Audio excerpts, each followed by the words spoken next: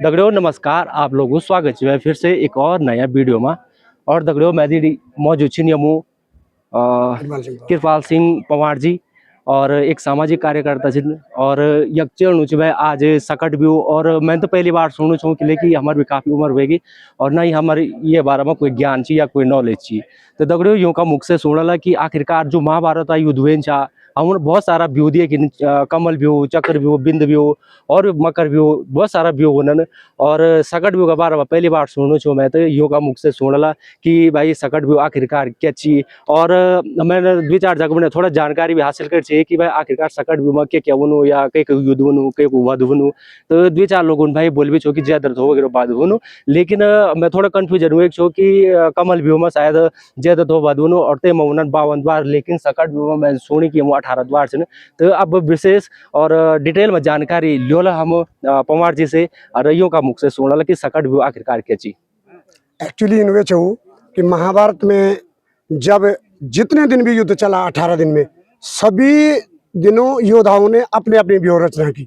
जैसे भीष्म ने 10 दिन तक लगातार युद्ध किया तो उन्होंने अपनी व्यूह रचना की। गुरु द्रोण 5 दिन सेनापति बने तो उन्होंने अपनी व्यूह रचना की। तो जो ये हमारा सकट व्यूह है ये द्रोण पर्व से है। महाभारत का जो द्रोण पर्व है उससे ये सकट व्यूह है। और सबसे पहले जब सेनापति बने थे गुरु द्रोण तो उन्होंने बनाया था गरुड़ व्यूह। और बनाया इसलिए था कि ताकि युधिष्ठिर को बंदी बना दिया जाए और बंदी बनाने के बाद उसको सुरक्षित रखा जाए और फिर पांडव 12 साल का वनवास और 1 साल का अज्ञातवास के लिए चले जाएंगे। लेकिन हुआ यह है कि अर्जुन को भेजा गया था 7 सैनिकों के साथ युद्ध के लिए। और अर्जुन ने जब आधे में सुना कि यहाँ पर क्या हो रहा है, गुरु द्रोण ने गरुड़ व्यूह की रचना कर दी है, तो वो वापस आए। तो जब अर्जुन जो है वापस आ गए तो व्यूह क्या हो गया, अर्जुन ने ध्वस्त कर दिया और उसका परिणाम कुछ नहीं निकला। तो पहले दिन जब सेनापति गुरु द्रोण बने थे तो उस जो पहला व्यूह जो मैंने अभी गरुड़ व्यूह आपको बोला है उसका परिणाम 0 निकला। शाम को दुर्योधन बहुत उद्देशित होते हैं, वो कहते हैं कि गुरुदेव आप भीष्म ने भी मुझे ऐसा ही आश्वासन दे के मर गए और आप भी सेनापति बने अभी तक पांडव एक भी नहीं मरा। पांडव एक भी नहीं मरा और मेरे 7 अक्षुणों सेना खत्म हो गई, मुझे एक पांडव मार के दिखाओ आप सिर्फ। तो गुरु द्रोण कहते हैं कि भाई मारने की तो मैं गारंटी नहीं देता हूं, लेकिन आज के व्यूह में मैं फिर किसको युधिष्ठिर को बंदी बनाऊंगा। तब उन्होंने चक्रव्यूह की रचना की। तो चक्रव्यूह की जब रचना की तो दिन भर आपको पता ही है कि अभिमन्यु बीच में आ गया, ये सारी कहानी तो आप लोगों को पता ही है। अब जब अभिमन्यु मर जाता है शाम को, तो जिस दिन अभिमन्यु मरण हुआ था उस दिन भी कौन, कृष्ण और अर्जुन सप्त सेना के साथ युद्ध के लिए जा रखे थे। उनको इस चीज का पता ही नहीं था। माधव को तो क्यों नहीं था, कृष्ण को तो पता था ही, लेकिन अर्जुन को पता नहीं था। जब शाम को वापस आते हैं और पता चलता है उनको कि अर्जुन अभिमन्यु मारा गया तो वहां पर बहुत आक्रोशित होता है। अर्जुन कहता है कि ऐसा पुत्र तो दुनिया में किसी का था ही नहीं जैसा मेरा था, बुद्धि से, बल से और देखने से, ज्ञान से। अब इस तरीके से 7 योद्धाओं ने उसको एक साथ इकट्ठा होकर मारा, दुख हो गया उसको। उसने कहा कि अगर एक योद्धा मेरे पुत्र से लड़ता और मेरा पुत्र मर जाता तो मुझे कोई दुख नहीं था। दुख इस चीज का है कि 7 आदमियों ने जो है लालच में मारकर उसको फंसा करके तब मारा है। तो उसने कहा कि मूल कारण क्या है, किस कारण मेरा पुत्र मारा है। तो वहां पर भीम बताता है कि भाई जी मुख्य कारण ये है कि जो चक्रव्यूह की रचना की गई थी उस चक्रव्यूह में अर्जुन को तो ज्ञान या अभिमन्यु को तो ज्ञान था व्यूह तोड़ना, वो तो अंदर चला गया और मैं अंदर जा ही नहीं पाया।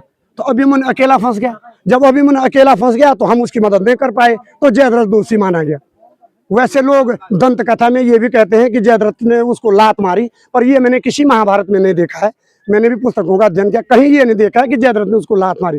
इतना जरूर है कि अर्जुन उस पर क्रोधित इसलिए हुआ जयद्रथ पर कि अगर जयद्रथ की जगह कोई अन्य सैनिक होता तो भीम भी अंदर चला जाता। अच्छा, तो भीम अंदर चला जाता तो उसको मदद मिल जाती अभिमन्यु को, तो इसलिए दोषी माना गया। तो इस व्यूह में जो हम सकट व्यूह कर रहे हैं उसमें अर्जुन प्रतिज्ञा करता है कि आज की शाम को सूर्यास्त तक मैं जयद्रथ का वध करूंगा और अगर नहीं कर पाया तो स्वयं चिता में जल के मर जाऊंगा। अच्छा, तो मतलब आप वो बोलो मतलब इंची की ये सिर्फ प्रतिज्ञा दिखोनी ना ना ना, अच्छा वध भी बोलिए।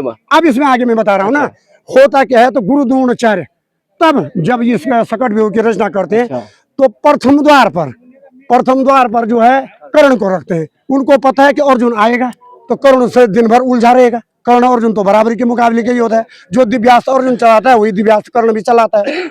जो जितने दिव्यास्त्र अर्जुन के पास हैं किसी भी कीमत पर अर्जुन कर्ण से कम नहीं है। तो दिन भर वहां उलझा रहेगा। दूसरे द्वार पे उन्होंने खुद कहा कि मैं रहूंगा, ताकि मैं तो गुरु हूँ। अर्जुन का बस का तो गुरुद्रोण को मारना था ही नहीं। कोई दुनिया में पैदा ही नहीं हुआ था जो गुरुद्रोण को मार दे युद्ध में। तो इस तरीके से तब क्या हुआ, अर्जुन और कृष्ण जो है मकर व्यूह के सामने आते हैं। वो देखते हैं कर्ण से काफी उलझते हैं, लेकिन कर्ण को थका के आगे निकल जाते हैं। तो गुरुद्रोण के पास जाते हैं। गुरुद्रोण से तो उनका भिड़ना असंभव था। तो जो अर्जुन का रथ था वो अर्जुन का रथ पवन सुत हनुमान थे उसमें, तो वो हवा में चलता था। तो गुरुद्रोण जब सामने द्वार पे था तो रथ हवा से निकला और पार होके आगे व्यूह में घुस गया। बाकी उसने किसी योद्धा से लड़ाई नहीं की। अर्जुन का लक्ष्य था कि जयद्रथ मारना है सीधा। जयद्रथ उसका एक लक्ष्य था। इसलिए बीच में जितना योद्धा थे कहीं पर उसने आक्रमण नहीं किया, कहीं पर उसने लड़ाई नहीं की। उसका लक्ष्य था कि जयद्रथ को मारना है। और ये जो सकट व्यूह बना है, ये इसके अंदर एक कमल व्यूह भी बना था। और उसके अंदर एक गुप्त व्यूह बना था। उस गुप्त व्यूह के अंदर जयद्रथ को छुपाया था। आप ये लगाओ कि महाभारत की पुस्तक में लिखा हुआ है कि जो इस सकट व्यूह का पहला द्वार है उसमें 1 लाख सैनिक लगे हुए थे। 1 लाख। जब 1 लाख सैनिक एक द्वार पे लगे थे तो पूरे व्यूह में कितने रहे होंगे? जी। तो इस तरीके से अंत में भगवान श्री कृष्ण क्या करते हैं, सुदर्शन चक्र से सूर्य को ढक देते हैं। और वो जो दुविधा में पड़ जाता है जयद्रथ। और जयद्रथ वो बाहर आ जाता है। और जैसे ही वो बाहर आता है वैसे अर्जुन और जयद्रथ की भिड़ंत हो जाती है। कृष्ण कहते हैं भाई सूर्यास्त हुआ कहीं, धूप देख ले, धूप तो आ गई। तब उसका वध होता है। तो यही लीला है इसमें। बाकी बीच के द्वारों की तो बहुत बड़ा विवरण है। इसको बताने के लिए तो बहुत टाइम लगेगा। लेकिन जो जन अगर सपोज हम बोलें कि भाई कमल व्यूह में 52 द्वार है और ये 18 द्वार है, तो थोड़ा सा ये बीच जो ये कड़ी थी ये क्या डिफरेंट है? जैन बोली कि कमल व्यूह में 52 द्वार नहीं होते। अच्छा। कमल व्यूह में 14 द्वार होते हैं। अच्छा। और 4 द्वार इसको मिला करके 18 द्वार माना जाता है। और एक गुप्त द्वार अलग होता है जिसमें वो रखा जाता है। कौन? अच्छा, हाँ, जो लुकाए छुपाए जान।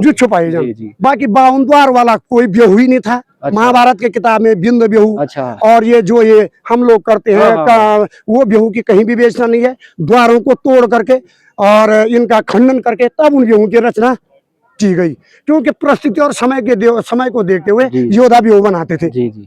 परिस्थिति और समय देख के योद्धा बनाते थे। जैसे पहले से अलाउड थोड़ी था कि संकट व्यूह बनेगा। उन्होंने ठीक देखा कि अर्जुन का जुगाड़ है, अर्जुन को यहाँ नहीं रहना है, क्योंकि अर्जुन के अलावा जयद्रथ को कोई जीत ही नहीं सकता। ये उसको वरदान था जयद्रथ को कि एक अर्जुन के अलावा कोई उसे जीत नहीं सकेगा। बहुत बहुत धन्यवाद आपका। धन्यवाद। बहुत और हम जरा अपने काम में बिजी होते हैं। और स्वागत है आपका हमारे ग्राम पंचायत। धन्यवाद। ग्राम पंचायत जो कोलीबड़मा की ओर से आपका स्वागत और अभिनंदन है। धन्यवाद। और बहुत डिटेल से बताया उन्होंने। और जो हमारे दर्शक वाला आप लोग तभी पता लगी बोलो भाई की सकट और ये मकई को वध बोलो और पूरा डिटेल ब्लॉग आप लोग शाम तक बोलो। और वीडियो में आप लोग स्पेशल ब्लॉग आप लोग जो यमु अभिनय बोलो ते के बारे में आप लोग धन्यवाद आप लोग।